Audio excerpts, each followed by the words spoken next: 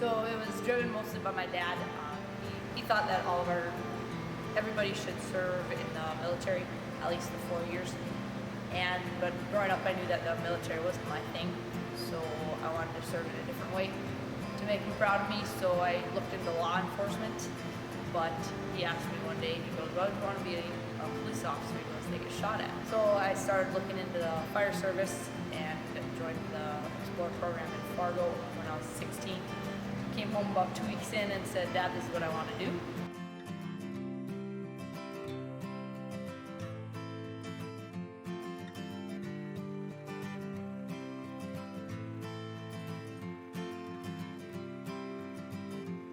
After I got out of the military, I took a little bit of a break. I went to massage therapy. I really had a heart to help people.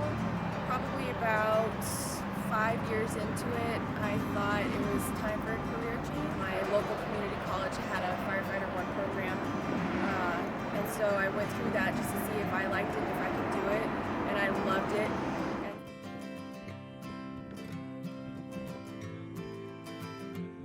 For me, it's not really a problem. I have brothers. I have 5 brothers actually. Coming on with these guys, it's obviously I didn't grow up with them, but they're brothers now, and it's just like we're another just big family. I mean, it's kind of like just living with a bunch of brothers, and then I'm their sister, so it just definitely has that family feel to it. It was nerve-wracking. There was a lot of questions I had. The biggest call that we went on that day was the fire at the Grand Hotel. We were there for 2.5 hours, and I was so new, I didn't know any different. I was just excited to be there. And it was exciting and very nerve-wracking at the same time because you don't really know, well, you don't know what call is going to come through. It was a really good day.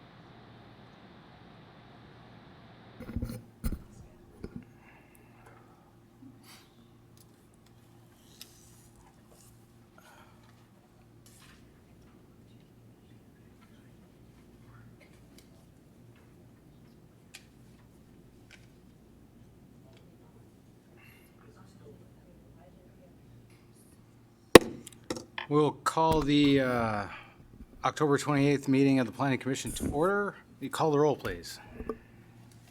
Barch. Barnett. Here. Bauman. Here. Bullinger. Here. Demacus. Yes. Hanson. Hochhalter. Yes. Coop. Here. Larshus. Offerdahl.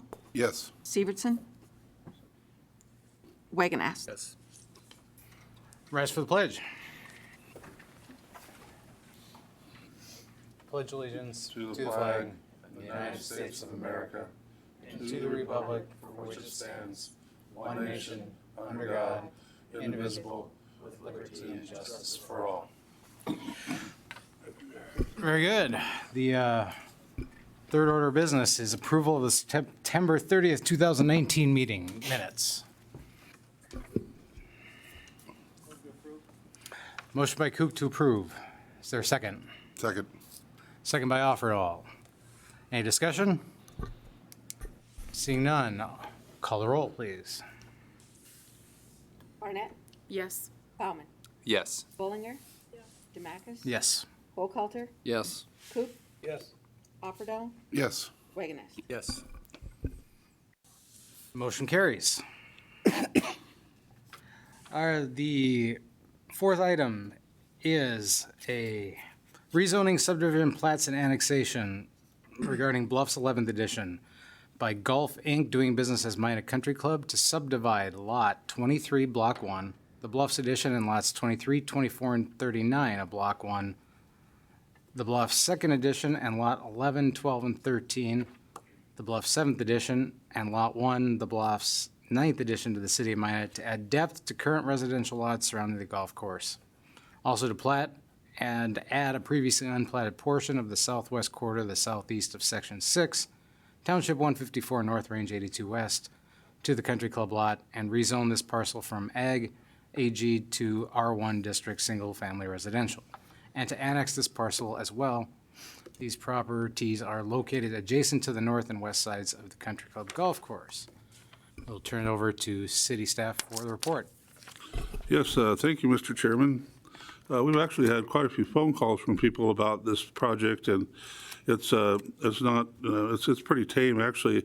This is about the fourth time that some of the owners that abut the country club have had an opportunity to pick up a little bit of land that's currently owned by the country club and add it to their lot to make their lots bigger.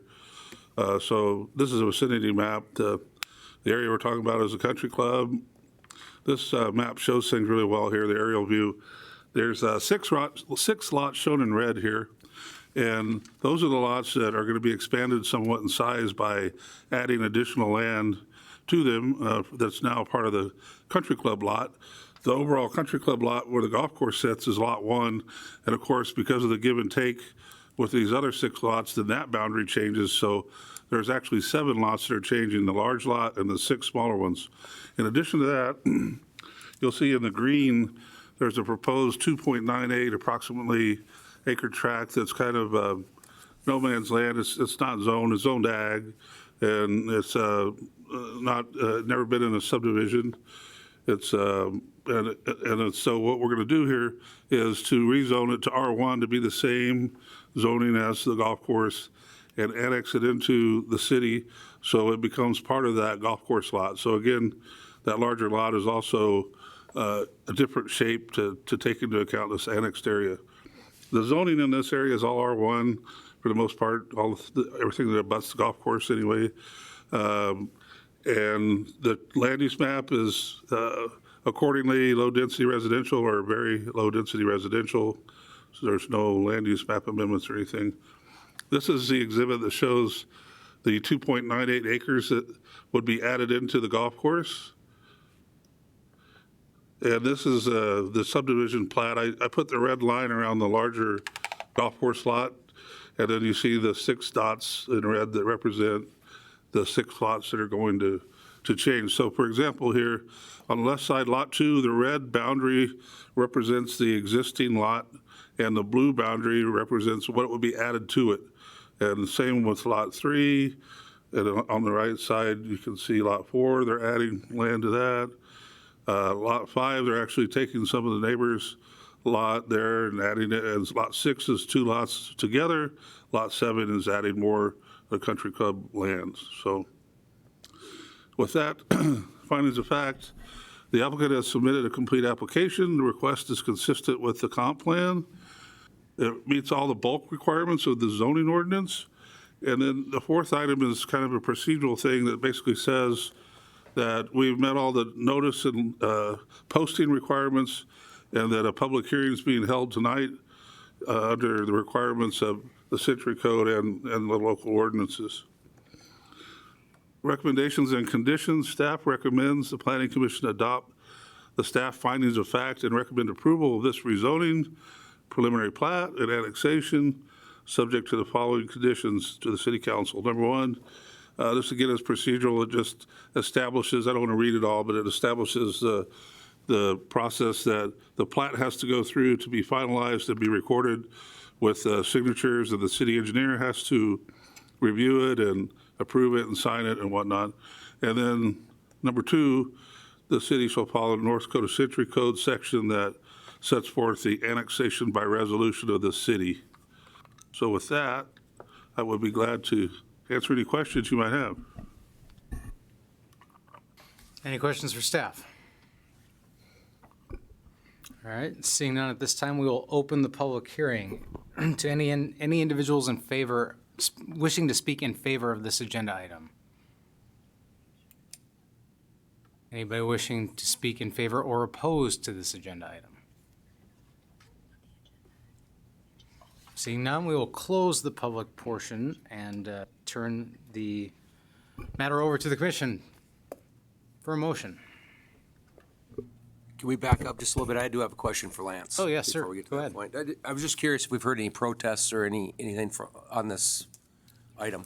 Well, I had several phone calls because people didn't understand. I mean, it's confusing because there are several lots that are being affected with different iterations of the bluff, different subdivisions through time. So the bluff's second and bluff's fourth and all that, and they just didn't understand really what was going on. And once I explained to them, they're just adding extra ground onto some of the lots and changing the boundary of the golf course, so that nobody had a problem with it that I talked to. Okay, thank you. Yes, Commissioner Rahman. On that same note, what are the benefits to the property owners by, like, if we were to approve this, if they were to increase the size of their lot, what would be the benefits and the potential downfalls that you would see, pros and cons? Well, I don't know that there's any really benefit or threat to the city by doing this. The property owners actually pick up more land. Obviously, the lots that are platted meet the minimum requirements today. They can be bigger, and so they want to make them bigger.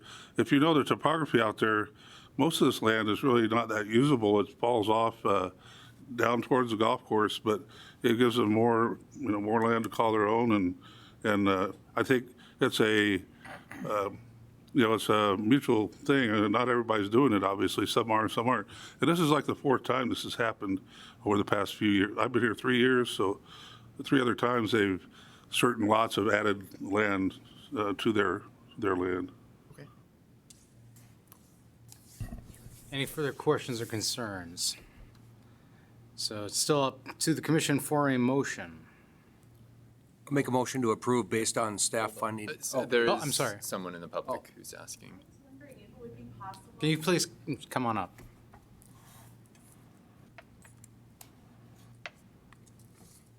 I'm one of the property owners that, Can you sign in there? Oh, And, okay. Give us your name, please. Ramona Arneson. Very good. And I'm one of the property owners that live out there. And I haven't called ahead and asked all the questions about it, but I am kind of curious about, I didn't understand exactly what the whole process was and how it was going to affect me. Usually, everything you find out affects you after the fact. And I own, my pasture is right up against the golf course on the north side. And so I'm not sure exactly what benefits, what's going to happen as a result of this to the property that I have. Well, ma'am, when I explain things, did it make sense to you that there's 6 lots that abut the golf course, and the owners have an opportunity to add more land to their property? So from your standpoint, that doesn't really matter. It's their property, right? You're not included in any of this. There's also a piece that's being annexed. I'm not sure where you are, I'm 2900 22nd Street Southeast, Well, on the map, though, I'm not sure where you are in relation to, the cul-de-sac. I'm on the east side of the cul-de-sac, 22nd Street. And I'm the land that would butt up against the south side of their golf course. Okay.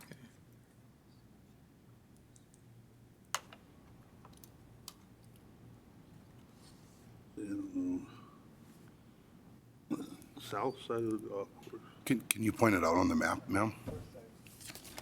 Up on the TV. I mean, on the north side of the golf course, I'm sorry.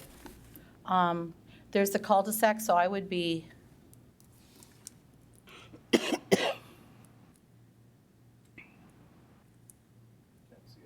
there's only one cul-de-sac down, and I own all the land on the east side of that cul-de-sac, down to the creek.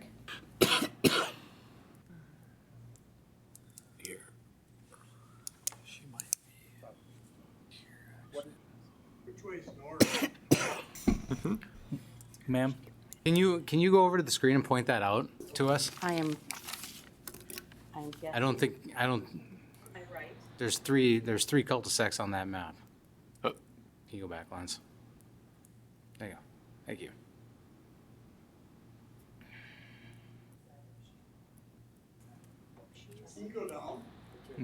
No. I think it's a screenshot. That's on the other side. I live in the neighborhood as well, and I'm pretty familiar with the map. Can I assist you? Yes, Okay. Can we see the other map?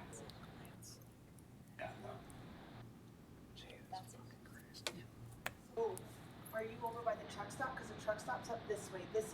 Which way is north? Straight up. You're up. This is where I live. The golf course is right behind us. This over here is where the clubhouse is. Over here is where the school is.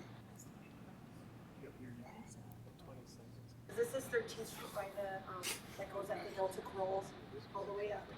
That's the northeast section up there. That's right here. I think yeah, it's clear up to the top. All right.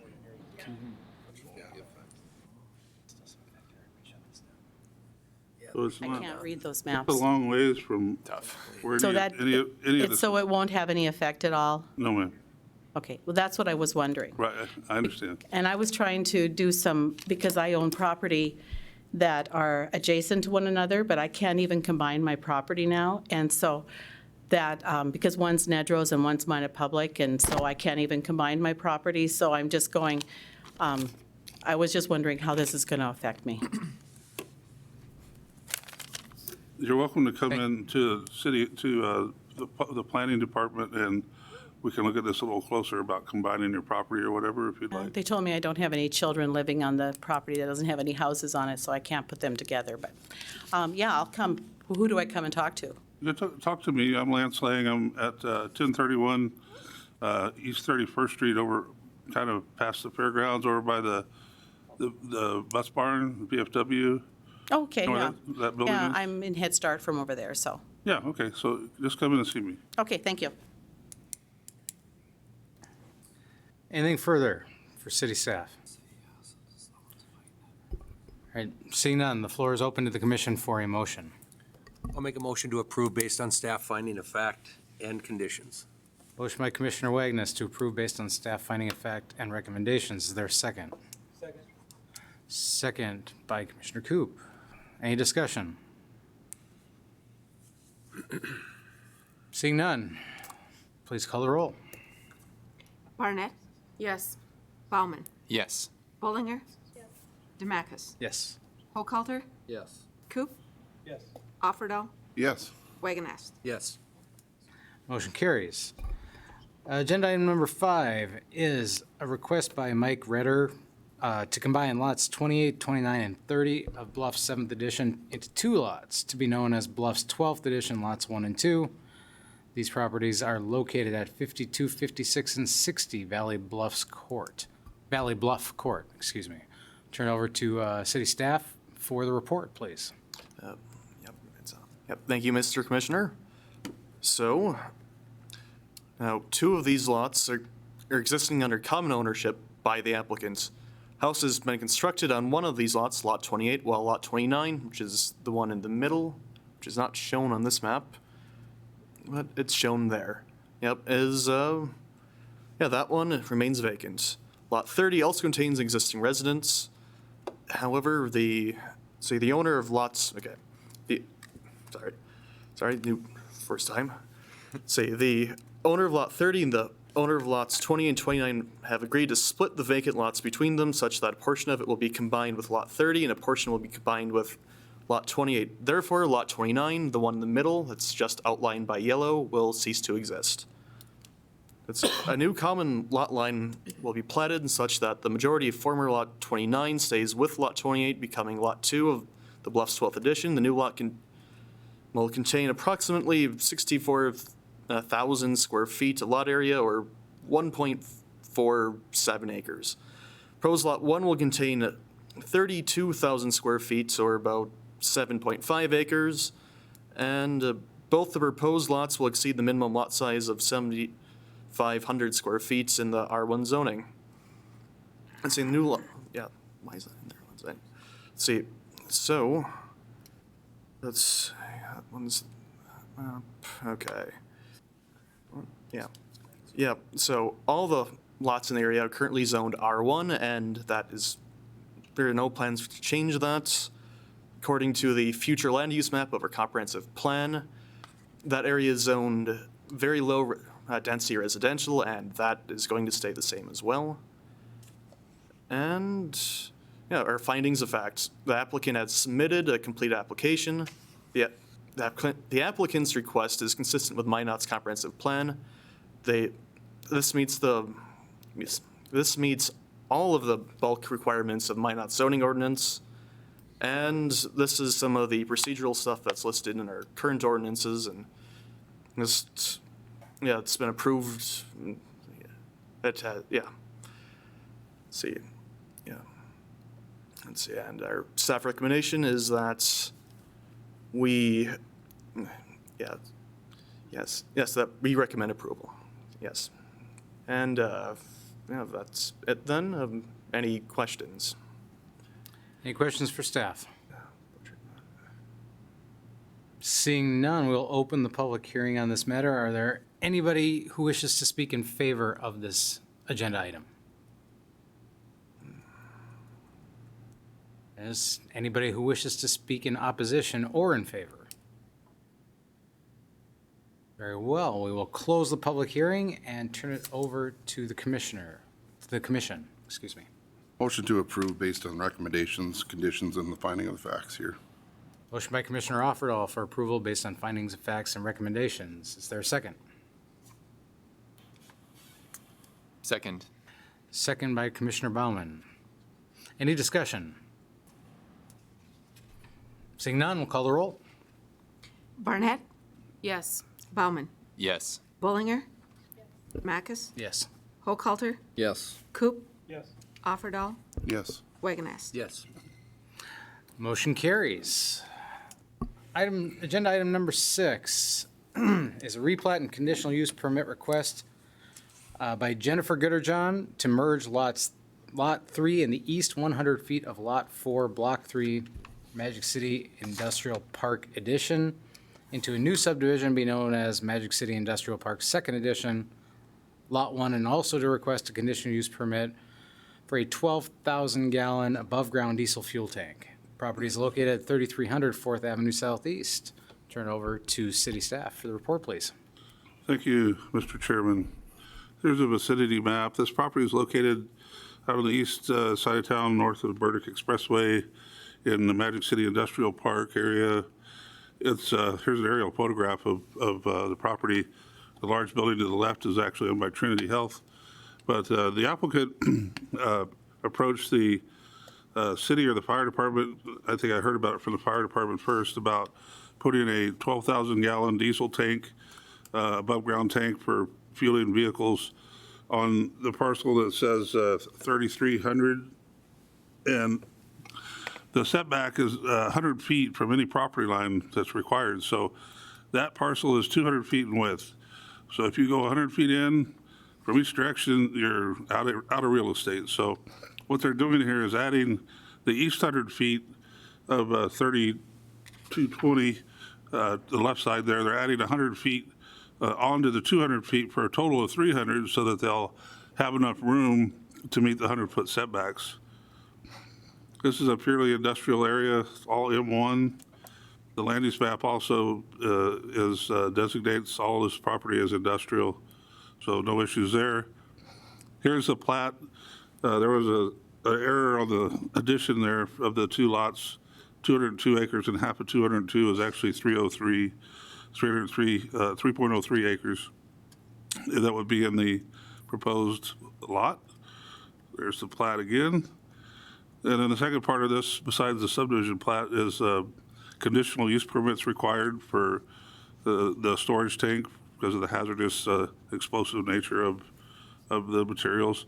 It will be built to industry standards and meet all the local, state, and federal safety requirements and whatnot. This is kind of, I don't know if this is exactly what it will look like, but this is a representative example of what it could be.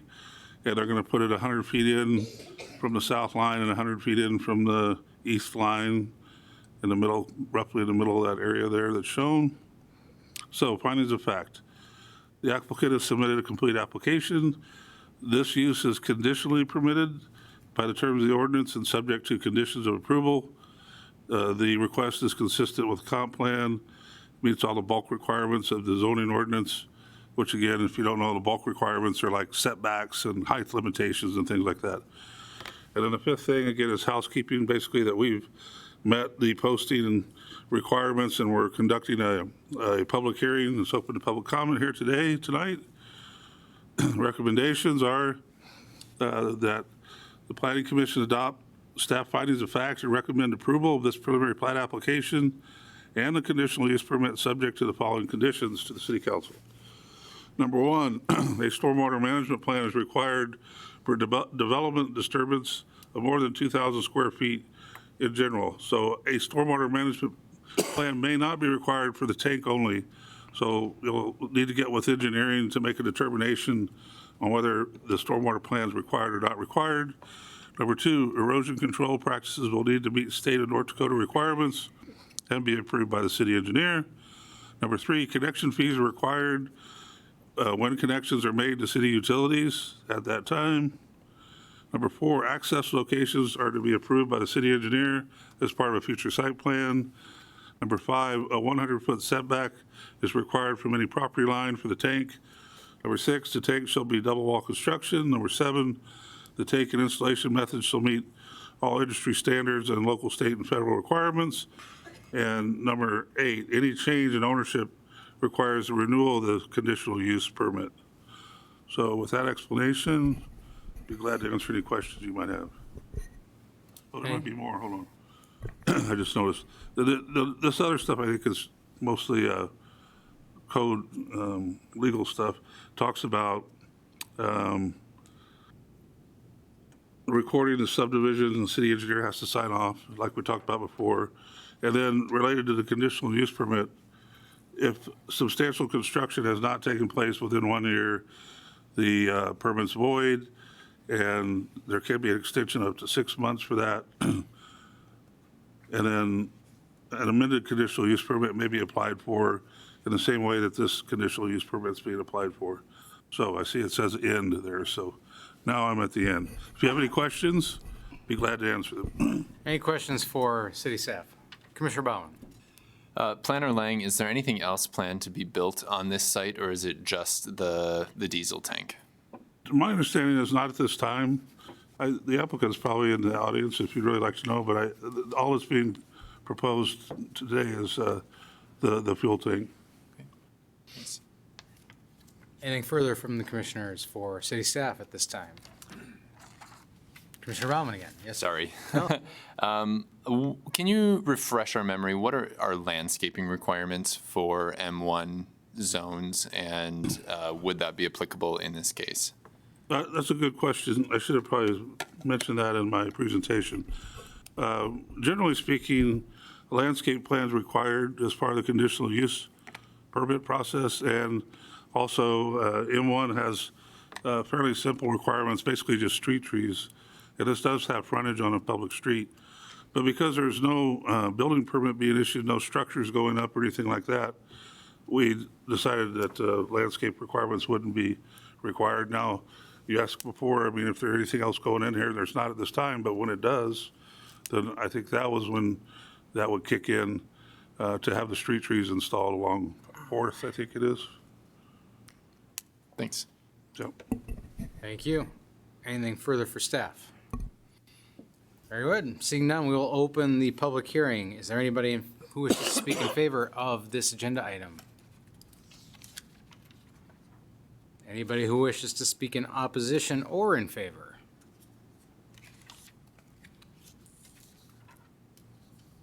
you would please just sign your name in on the sign-in sheet, and please give us your name, and we're happy to hear from you. Cindy Sessions. I just have a few questions. Can you put the map up again, please? And I wonder. That one, or was that one okay? That one. And so what are the adjacent buildings? They're all industrial buildings. I don't know. I know the one to the left or to the west is Trinity Health Systems. Dave Coleman called and visited with me about what's happening here with this proposal. I'm not sure who owns the other ones, but if I go back here to the zoning map, all of this is zoned industrial, M1 light industrial. So the buildings could be like warehousing, or could be construction, or oil field supply, or a lot So of, is Trinity using that building for anything right now? they use it for warehousing. They keep Just supplies warehousing? in there. So across the street, how close would it be to neighborhoods? How close would it be to? The tank, how close would it be to neighborhoods? Aren't there neighborhoods that are to the south of that, or to the south of that building? And commercial buildings across the street, or there's neighborhoods fairly close by. Is that true? I guess I don't understand. To the south of this, Burdick is there, but it's not right. It's further to the south, Burdick Expressway. And this area is industrial on that side of Burdick. And really most of it is industrial or commercial along Burdick. The housing that may be in the area is a little bit further to the east and south, quite a ways from this. So the fire department has given conditional approval, or? Yes, ma'am. I just see the huge tank, and I'm thinking of the tanks over by, it used to be Feral Gas over there. And they all have a huge, like, sand wall around them for fire protection, and they're quite a ways distance from the tanks themselves. Does that not apply to this tank? Well, they'll have to do with whatever the fire regulations require in terms of installation of the tank itself, the construction of the tank, how it's installed, how it's protected from, vehicle collisions, if there's containment. Since it's a double wall tank, I'm not an expert in this, but since it's a double wall tank, it may not require the containment. But whatever the current rules and regulations are, the industry standards that the fire department would enforce is what they'll be required to do. So I guess my concern would just be for safety. Now, anybody occupying any adjacent buildings, were they required to be notified? Yeah, within 300 feet. Just within 300 feet? Right, that's the standard. And it will be secured. I mean, it's not just going to be a tank that someone could walk up and start pumping diesel. It's going to have a security fence around it. It'll be locked and whatnot. And then, how tall is that? Is that something that you want in that area? I mean, do you want tanks like that? Well, it's an industrial area. If we look at the photograph, there's a lot of equipment and stuff parked around. And if there's any place in terms of zoning that it would be okay, I would think it would be industrial. Do we know the dimensions of the tank itself? I do not. Again, there's what they sent me as a picture of a representative, similar type thing that they'd like to do. Obviously, this isn't their tank, and they would have fencing. I don't know how this was secured or where they took this picture or anything else, but it would have to have security fencing around it and meet all the fire department requirements and everything when they install it. So that barrier of, 200 feet all around, that meets, if there was to be a sand wall required, that meets all of the requirements? 100 feet from any property line is the setback that's required. That's why they had to get additional land to fit it in there. They didn't have enough to get it 100 feet away without doing the subdivision. Well, I'm just, I'm not for or against, I guess. I mean, if it's huge and if it's an eyesore, I'm against it. And if it's not safe, for the surrounding neighborhoods or commercial buildings, then I'm against it, but I'm no expert, and I would just caution the council to make sure it definitely meets all the safety requirements. Thank you. Thank you. Is there anybody else who would like to speak on this agenda item? Seeing none, we'll close the public portion of the hearing and turn it over to the commission. Motion to approve based on staff finding of fact and conditions. Motion from Commissioner Wagness to approve based on findings of facts and recommendations. Is there a second? Second. Second by Commissioner Offerdahl. Any discussion? Commissioner Baumann. First off, I appreciate the comments and the concerns that were brought forward, and I think those are great questions to be asking and just confirming. And I think thinking about best possible land use, I do think this is probably, of all the places in our community, one of the best possible places for it to be, as opposed to being in a neighborhood or an area where different development may become the predominant force there. So I do appreciate that, and I appreciate the discussion. Those are important discussions for all of us to have. You know, as I look at things and as I think about allowing any changes in growth in our community to make sure that we're taking ourselves not just on a status quo path, but an improvement path, one idea that I had, again, just thinking about the community that I'd like to see in the future, is the possibility of, it looks like there are going to be some trees that will be cut down and removed from the current location on that particular site. And I'm wondering about the possibility of making an amendment or adding a condition that any trees that are removed from this site are then replanted or put back. So it could be kind of a one-for-one. Obviously, you know, this is an ideal site, and it's good to have it far away from the road. I appreciate that.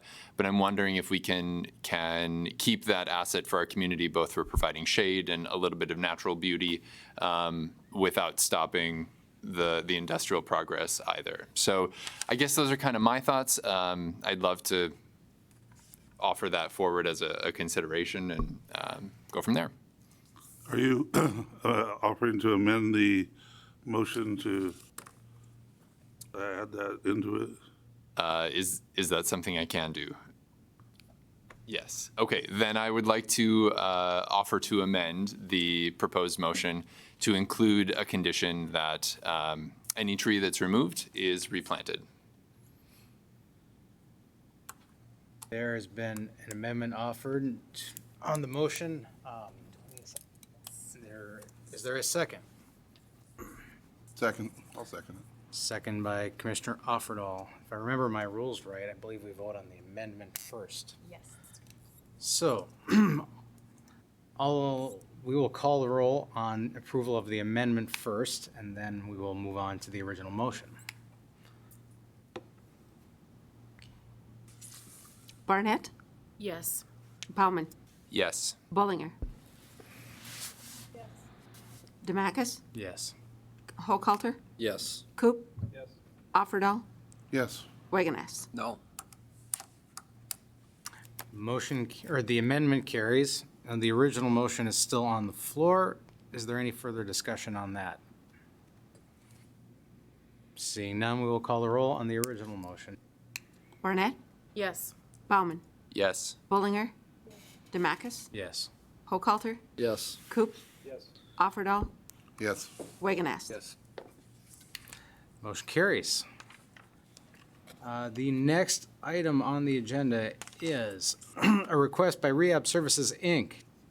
to amend the future land use map, rezone property from C1 neighborhood commercial to R2 two-family residential, and to request a conditional use permit to operate a group home providing support and housing for individuals through a contract with North Central Human Services on a short-term basis. This property is located at 1820 4th Avenue Northwest and 404 19th Street Northwest. Turn it over to staff for the report, please. Yes. Thank you, Mr. Chairman. This is a small parcel that consists of two lots 4th Avenue Northwest and 19th Street Northwest on the corner. Here's that aerial photograph of it. As you can see, the building sits very close to the roadways, and you can see to each side that whenever this area developed, that was, I guess, kind of the norm. The setbacks were much different than they are today, but that makes this a non-conforming building based on setbacks. It's grandfathered in, so to speak, or legal non-conforming because it existed prior to any change in the ordinance. But what's happening here is Rehab Services has purchased this building, and they are using it for a group home for people recovering from addictions. They're doing that under a contract with let's think of the name of this. North Central Human Services. What is it? North Central Human Services. North Central Human Services. Thank you, Mr. Chairman. And so it's an established program, 24-hour supervision. But the issue here is that we don't allow residential uses anymore in commercial zones. This property is zone C1 currently. Both the lots are. So it would need to be rezoned to some residential designator, some residential district to allow for the group home. And then on top of that, you could have up to 6 people in a group home by right in R2 residential, but they want 8 plus 2 staff. There'd be 2 staff at staff change over time at shift changes, but 1 staff would be there, and again, 24/7. So the land use map now is kind of split between neighborhood commercial for the south lot and low-density residential for the north lot. We're proposing to change the land use map to medium-density residential for both lots. And I want to back up here to this slide that shows the site improvements. So they're numbered here. Number 1, there's a enclosed, they're going to enclose an exterior stairway from the first to second floor.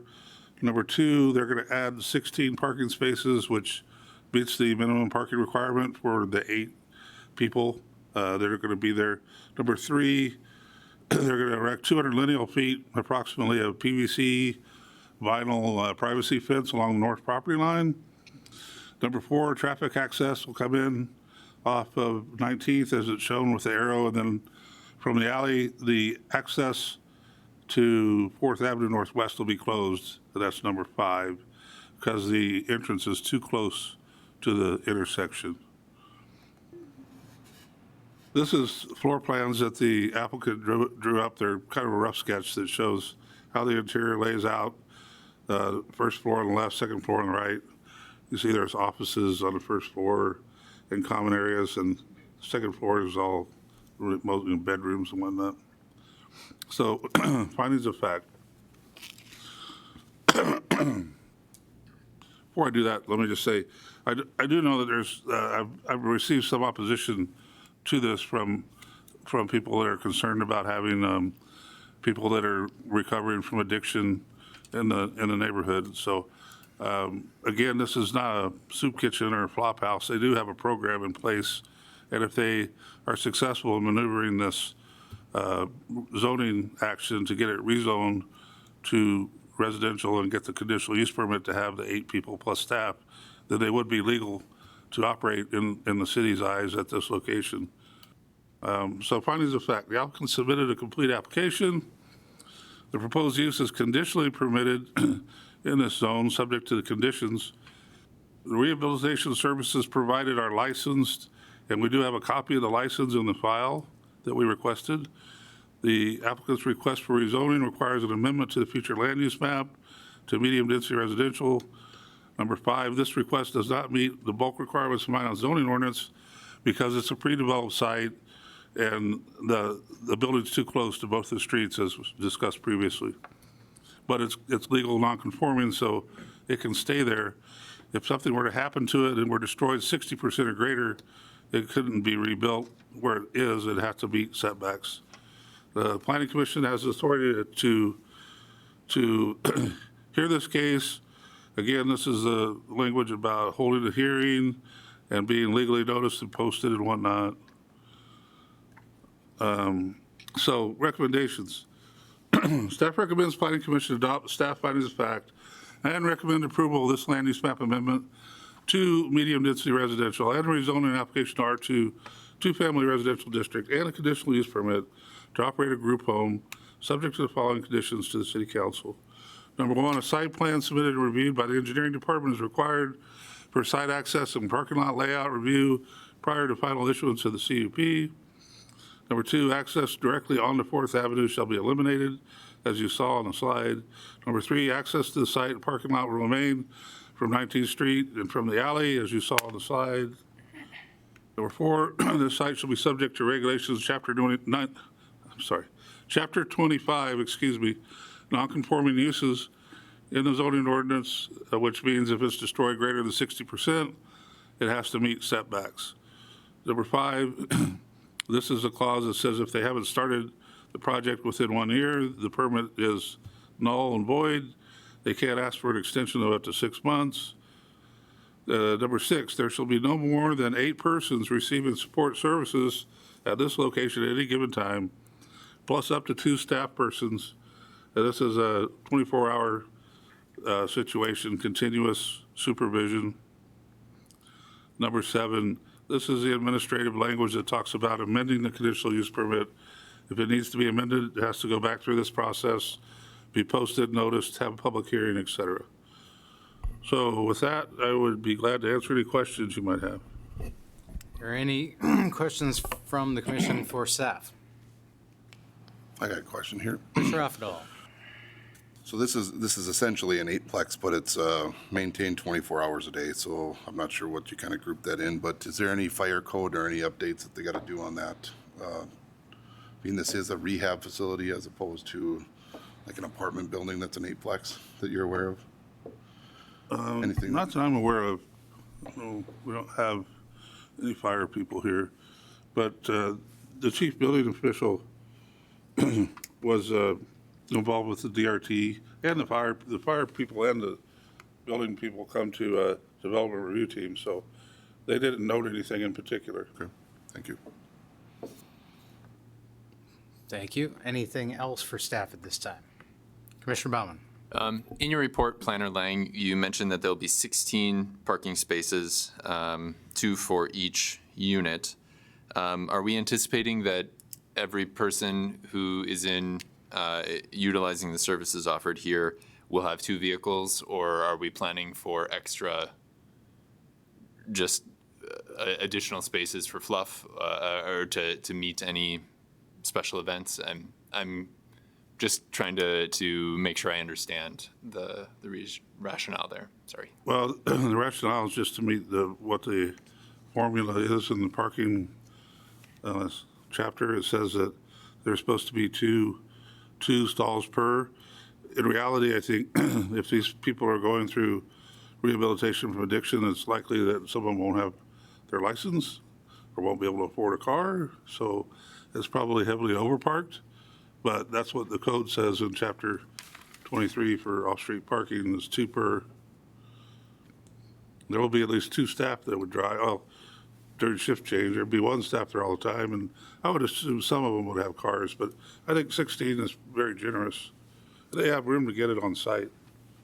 To that end, by your assessment and kind of evaluation, if this were to be a brand new C1 site or location, where would we be at in terms of permeable land requirements and again, just kind of looking to make sure that we move forward and not just a lateral move. But, you know, would we be better benefited as a city if this were to be revamped as a new C1 construction in terms of water management and wastewater management, if you're following what I'm asking?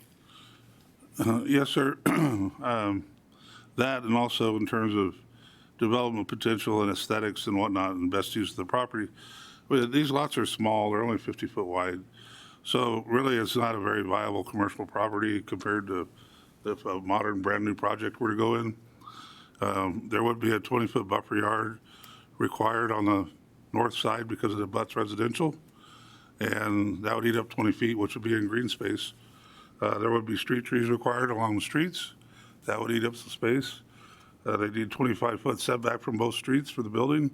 So it'd be tight. It'd be a small building, and to get the parking that would be required, and to get the open space you refer to for stormwater percolation, that would be a requirement. We do have a maximum coverage requirement, for buildings and paving and that. I don't know for sure what it is off the top of my head, but they can't just concrete the whole lot, obviously. So I don't know if that answers everything. Yep. I'm kind of losing my voice here. Apologize. Anything further for staff? Very good. Seeing none, we will open the public hearing on this matter. Is anybody who wishes to speak in favor of this agenda item? Anybody wishing to speak in opposition or in favor? Please come forward. You would sign in with your name and relevant info there, and please give us your name, and the floor is yours, sir. My name is Carl Bethel. I do have a question in regards to the residents of this home. Would they be, have any felony records, or would they just be people that have entered treatment and are now being released from treatment? I do not know the answer to that question. Is there anybody in the audience that could, representing the project, that could come forward to the podium and address that? If you would sign in there, sir, as well, and give us your name, please. Thank you. Terry Peterson. I'm with RSI Assistant Director. We actually receive referrals from North Central Human Service Center. A lot of times the referrals are made at the criminal level, so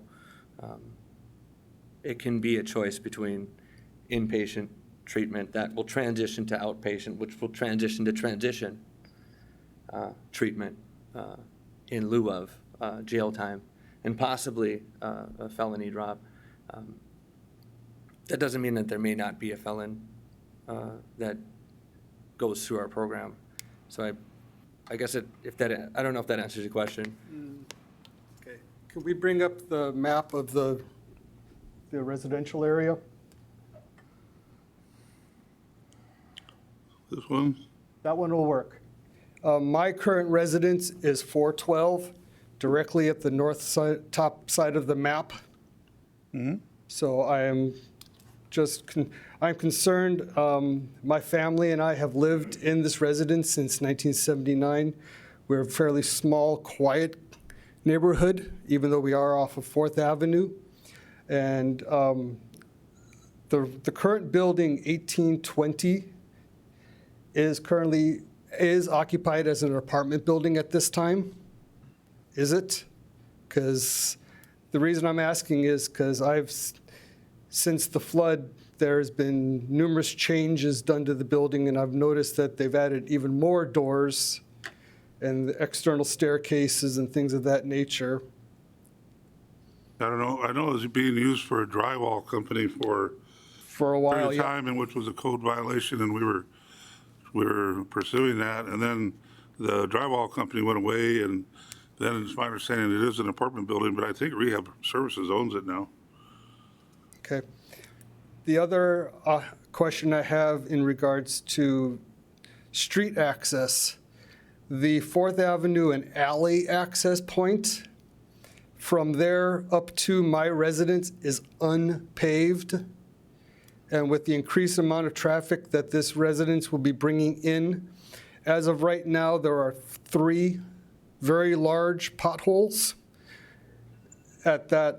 right there on that alley, one of which I went out and measured the other day is 10.5 inches deep by 24 wide by 18 up the alley. I've got a 4-wheel drive pickup truck, and I almost feel like I'm about to snap my axle every time just coming in off the alley. Is this going to require that portion from 4th Avenue up the alley to the southern borderline, property line of 408 be paved due to the amount of, this is now becoming a parking lot, there'll be increased amount of traffic? I don't know, I guess I'd defer to engineering.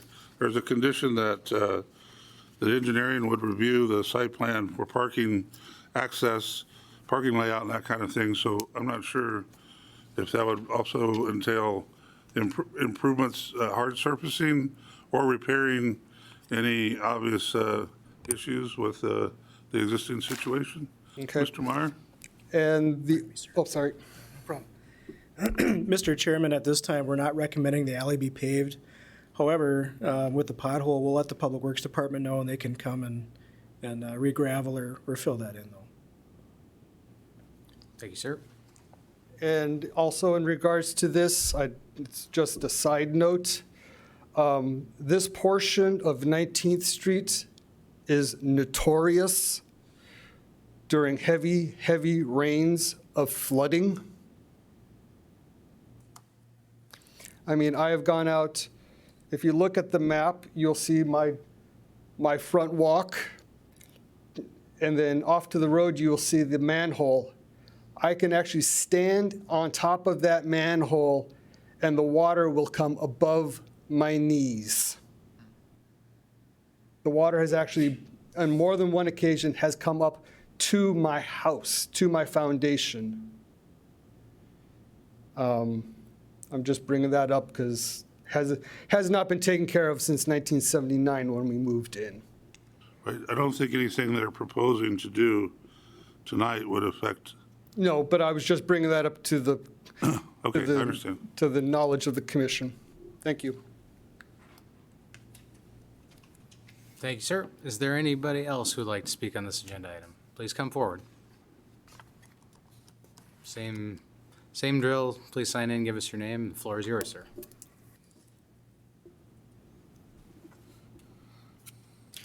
My name is Chad Wright. I reside at 417 18th Street Northwest.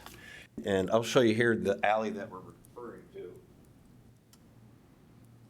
This alley right here is the alley that I come down every day whenever I leave my house. First of all, let me explain that I am very sympathetic to people that are battling addiction. Please don't confuse what I say here as being unsympathetic. And I understand that these people are in a program trying to improve themselves, but unfortunately, not everybody is successful. So it'd be really important to me. I've spoken with my landlord. I've spoken with a couple of other neighbors. I haven't gotten their signatures on this yet, but we don't really want it there, to be honest with you. Behind the alley, I've got it's very, very dark. There is a lot of foot traffic already unwanted in the back of that alley, and I have a feeling if you build this anymore and start creating an environment where more people can come, all it's really going to do is create more unwanted foot traffic up and down my dark alley, and I've already got enough of that as it is, to be honest with you. Like I said, I don't really know what to say. I feel bad, but we don't want it there. We just don't. Thank you, sir. If anybody has any questions, I'll be available to answer questions, but we just don't really want it there. We apologize, but that's just how it is, so thank you. Thank you. Anybody else wishing to speak on this agenda item? Please come forward.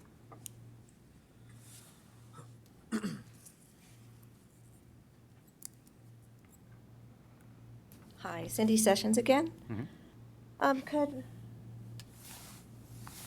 we have that map with the houses, where it shows the houses? Wasn't there another map that showed two rows of houses? Which one? I think back up a few. There's the first one. There's that one. Right there. That's good enough right there. Back one, please, or forward. Okay. The pink. That's probably the best one of the site itself. So can you tell me what is the adjoining properties? What is the one on the right? I'm sorry, I can't hear you, ma'am. Can you speak in the microphone? I'm sorry. Into the microphone, please. What is the building on the right? Thank you. This is it 1800 4th Avenue? What is that, please? I don't know. Geller's Flooring and a hair salon, I believe. Am I right? No. 1800 is a two-segment apartment. Gellers is, there's a small parking lot. Gellers is on the 18th Street side of that building. There's a small strip of a parking lot, L-shaped around that. Where all the people stand back there and smoke? Yeah. And then what's 1900, please? And that is Market on 4th. It is a Okay. store. Okay. crafting store. So, and then you also have the Market on 4th, and right next to Market on 4th is Dairy Queen. Correct. So I guess my first question is, we're 408, the neighbors on the neighborhood on 19th Street Northwest, were they notified? Yes, ma'am. All the properties within 300 feet of the boundary of these two lots were notified. Okay. So everything within 300 feet. Okay. All the way around. I guess I have a, I'm sorry? We were notified Thursday of this Okay. meeting. And I have a real problem with the 300 feet, but I guess my opposition would be, and again, I'm very sympathetic also. It's not that I don't want a place for people to be able to recover from addiction, but I don't think this is the correct place to put it. Obviously, you can see right behind there is neighborhoods to the right and left, neighborhoods, Dairy Queen, kids ride their bikes by themselves or with friends. Kids walk home from school along this path. And I just, again, I'm just for safety of the neighborhood, safety of the children. You can't guarantee 100% success rate. And, now you understand that there could be felons living there. So I would just put this place right next to your house. Imagine it right next to your neighborhood. And even maybe for y'all to take a site visit and just go look and drive around there and just, imagine what it would be like. As far as the parking lot, I think it sounds like similar to what Taco John's was. That was approved for their drive-through to go right in the backyards, by the backyard fences of the people who own property there, which is not right. And this is not right for the people who own those houses, and who have lived in those neighborhoods, raised their kids in those neighborhoods, paid taxes. It's not right. Their property values will go down, right away. So I would just please ask you to consider the children that live in that neighborhood, the families, and maybe even just take a site visit and drive around and look. And the same thing with that 12,000 gallon, possible fire hazard. Thank you. Thank you.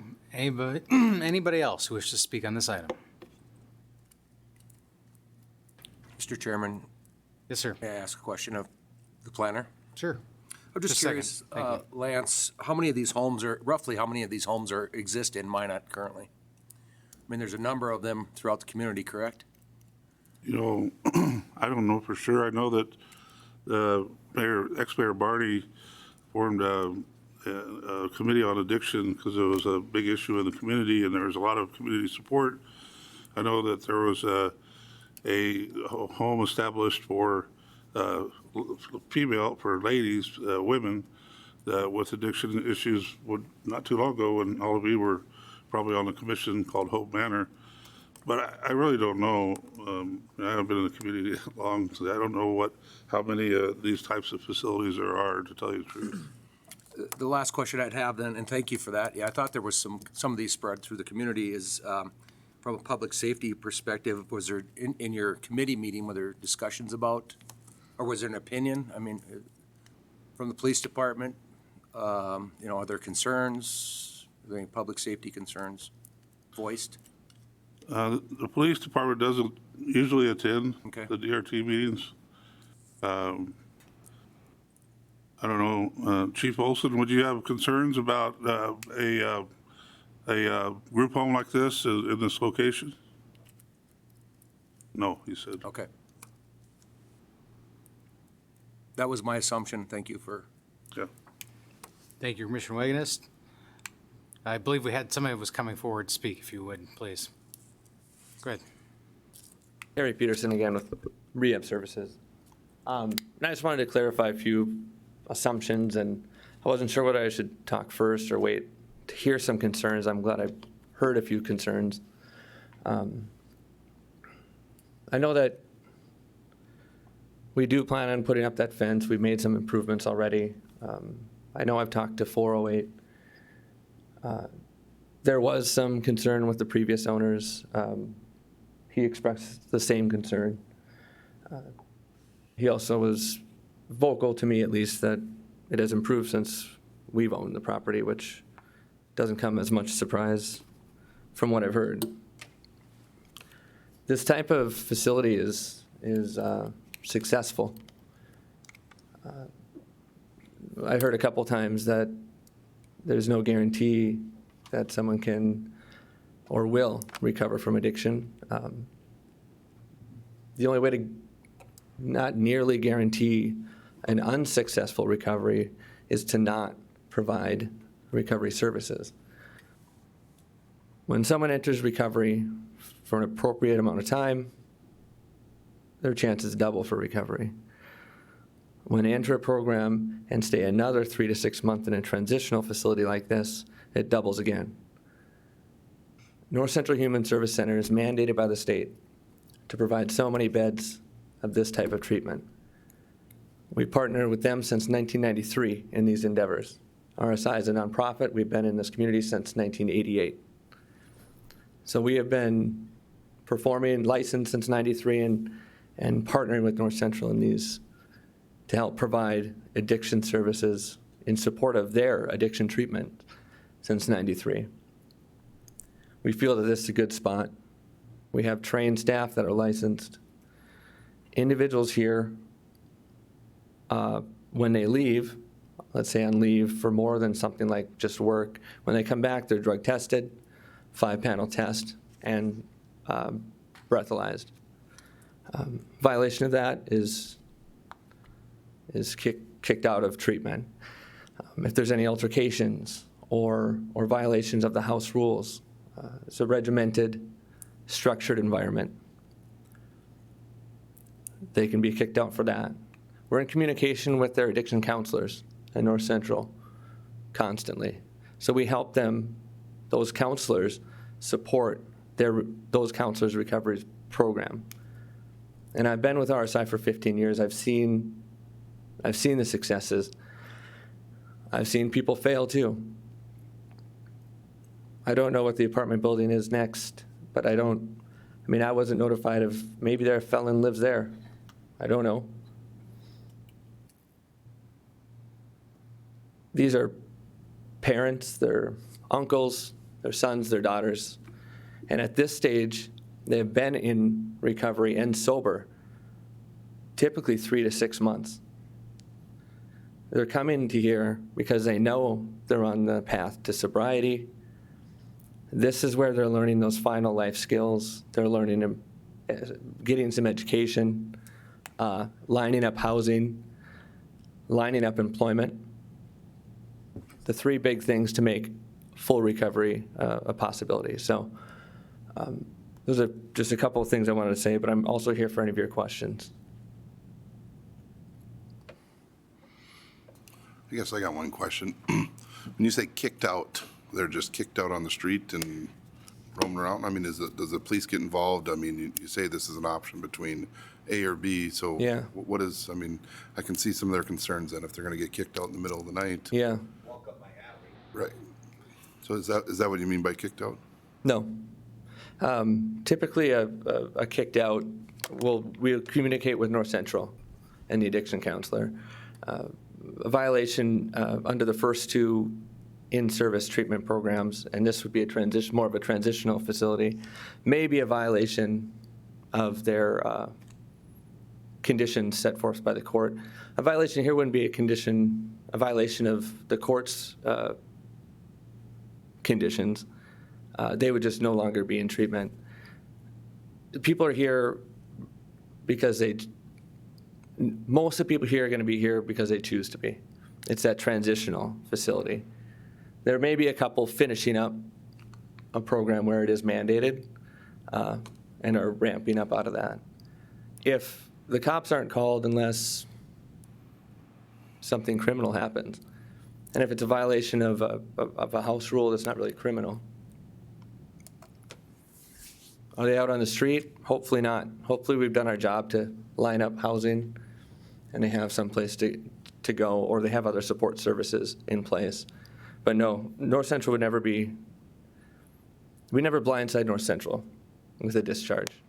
They're always on board and we discuss it with them.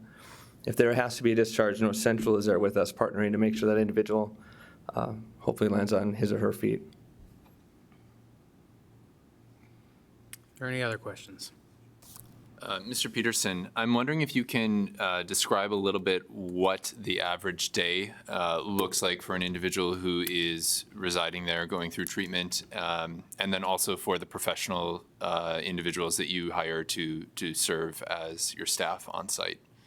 Yeah, really there'll be two levels, right? So transitioning out of it like an in-service program where an individual spends all day at North Central going to treatment and then simply lives with us, right? Transported by staff.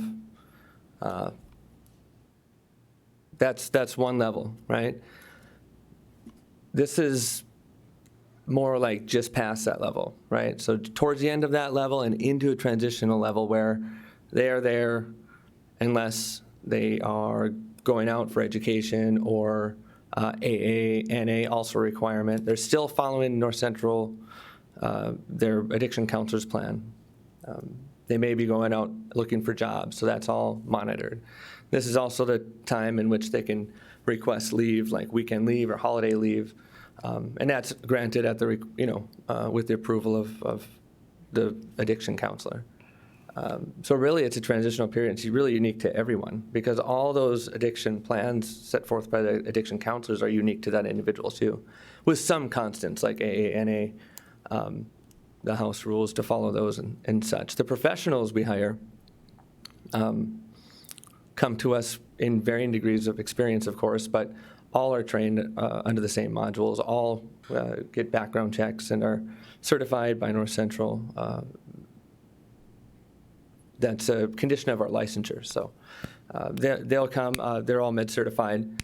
The meds in this facility are all locked up, so they're distributed by that staff. That's one of their responsibilities.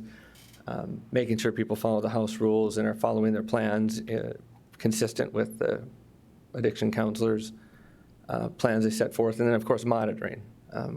We have monitors we'll have on every door, cameras, outdoor lights, things like that. So I don't know if that answers your question. But. It does partially, but to take it one step further, would residents who are going through recovery at this location, would they be free and able to leave the building and go wherever they wanted at any time? Or is there supervision saying that once they're there, they're under supervision? Supervision. Okay. That's not... it's not a come and go type thing. They have to go through staff to get somewhere, and it may be a job for some people. It may be AA for someone else. It may be a lot of times back to North Central to meet with the counselor. Thank you. Thank you. As a quick reminder, this board is only advisory. Our decision does go to City Council, which is another opportunity to be heard. So if there's any new information that anybody would like to put forward, new information, please come on forward. Yes. And Chairman, members of the Planning Commission, just as a word of caution, excuse me, my mic wasn't on. Chairman, members of the Council Commission, just as a word of caution, people that are addicts and are recovering from drugs and alcohol are considered disabled for purposes of federal anti-discrimination laws. So when they live together in a sober living type home requirement, we want to make sure that any recommendation is not based upon discriminating upon the basis of their disability. So I'd recommend that any should you decide to decline or make a recommendation one way or another, it's rooted in compliance with the zoning code rather than any reflection on a disability. Thank you, Council. That was kind of my additional point to that is we do look at this. This is a regulatory issue as to zoning and whether requests comply within the letter of the law. So that is another issue as well, just to keep in mind. But if there's any additional new information that anybody would like to put forward, we're happy to listen.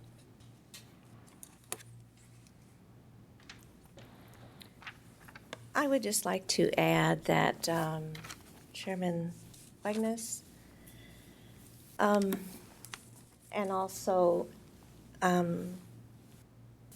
our police chief that's here, that maybe you all could take a look at the similar facilities within the city that already exist and maybe check police blotters or something like that to get an idea of if there is any type of crime, if there have been any type of problems. And then again, I just would say that if this were in right next to your own home, with your own children, if you would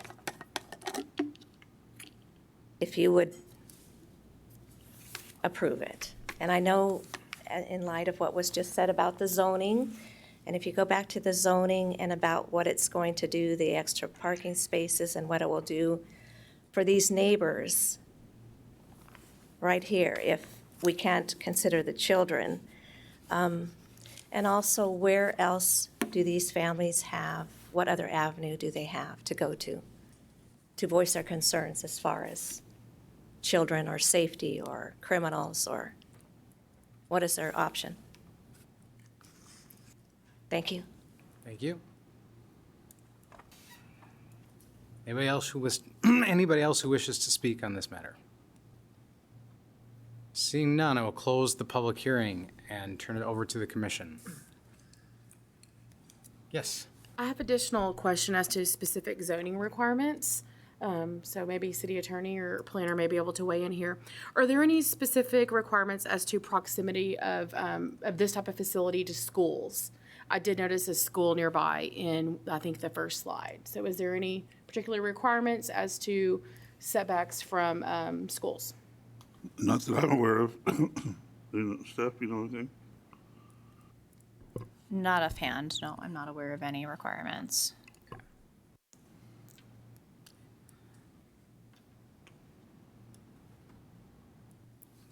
Matter is still before the commissioners for an act. I'll make a motion, Chairman, to approve based on staff finding of fact and recommendations. It's a motion by Commissioner Wagner to approve based upon findings of fact and recommendations. Second. Second by Coop. Any discussion?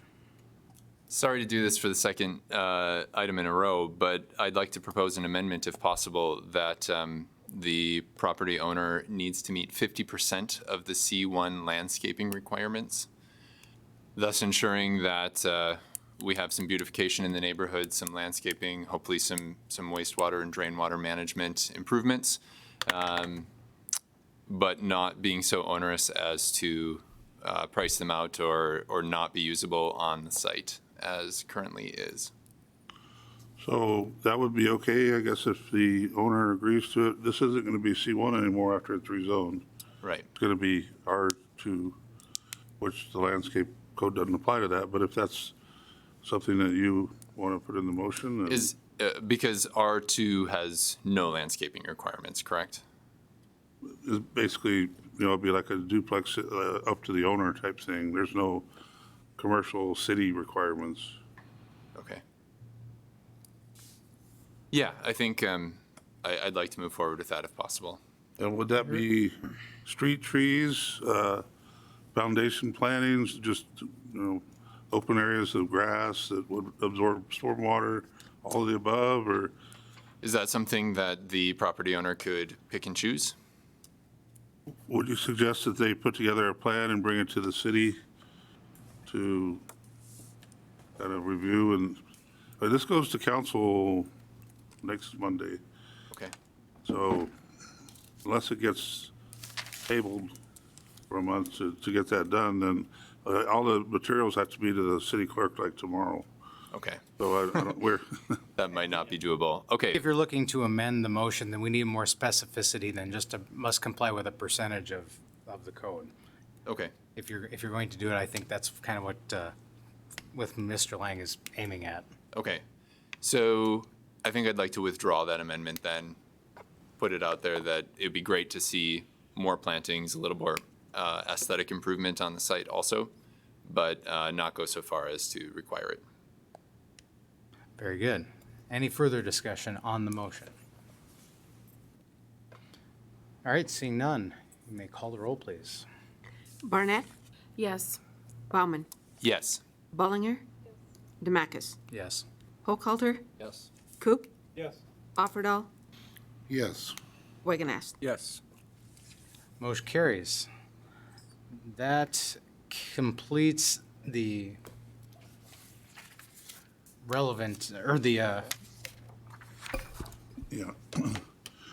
Just, the chairman mentioned city council makes the final call on this, so next Monday in this room at 5:30, I'm not sure where it'll be on the agenda, but there'll be an opportunity to speak to the council about this at that time. thank you, Mr. Lang. That completed the heavy lifting of the agenda. The other item of business is a discussion on an alternative date for planning commission. I believe due to the way the city meetings line up, getting things in order to properly have all the documents prepared, the agenda prepared, we need to maybe shift gears on the date. I'll kind of let Mr. Lang give a brief overview of that real quick. Actually, I'll take care of that. Thank you. Very good, sir. Calendar on the next slide, too. Okay, very good. So, yeah, you explained it very well, Mr. Chairman. My staff is tasked with having to submit everything to city council the following day. Meeting minutes, resolutions, ordinances. It's a lot of work. If you remember our May agenda, we had 9 items on that agenda in May, and it was just a hassle to try to get everything brought to the city clerk in time to put on the agenda for the city council meeting, which is always the following Monday. So we're recommending that we shift the date of our monthly meeting. And if we were to shift it to the first week of the month, we can still have the public hearing in front of the city council on the third week of the month. That would give my staff approximately 3 to 5 business days to get everything ready rather than 1 business day, which would be much more convenient for my staff. So what I'm here tonight is to ask is which day of the week works best for all of you? Would it be the first Tuesday, the first Thursday? Even if we go to Wednesday, I'm willing to consider Wednesday as a last resort. I know Wednesdays are very popular nights for church services and stuff. So even if the first week is not good, we can always shift to the third week of the month as well. So it would either be the first or third week of the month. So let's start with the first Tuesday. Is everyone available the first Tuesday of the month? From my chair, I'm just going to put that out there that I would prefer Tuesday, especially when it comes to the weather warming. Thursdays, I think for some of us on the commission, we recreate and some are retired, and Thursday afternoon might be getaway day for a lot of us. Yes. Okay. So that would be my suggestion, is So- looking at a Tuesday. The first Tuesday of the month works better? Okay? Yes. I'm seeing- Does okay. it not work for everybody? Okay.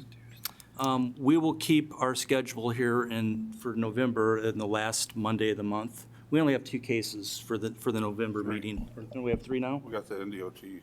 Oh, that's right, that's right. Okay, so we have 3 cases. I think we can handle it for 1 more month.